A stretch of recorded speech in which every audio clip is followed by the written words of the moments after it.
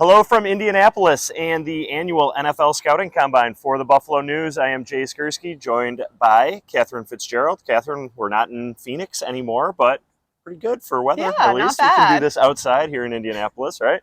So, first 2 days are in the books here at the Combine. You had a chance yesterday to hear from Sean McDermott. I was not there for that. I was there today for Brandon Beane, but let's start with what the head coach had to say. Probably the biggest unanswered question right now when it comes to this team is who's going to call the defensive plays. What did Sean have to say about that? Right. So Sean still did not answer. He said they're still continuing to evaluate it between him and Bobby Babich. Babich has not been a coordinator before, but he did talk a lot about how this has basically been an interview for Babich for this position for years. There's a lot of trust there.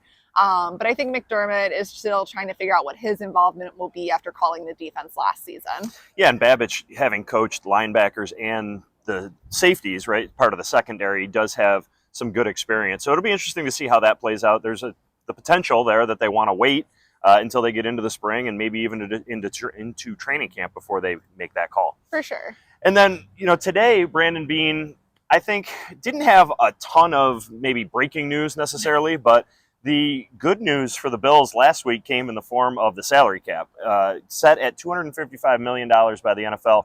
Beane said today that they were expecting it to be in the range of maybe 240 to 245.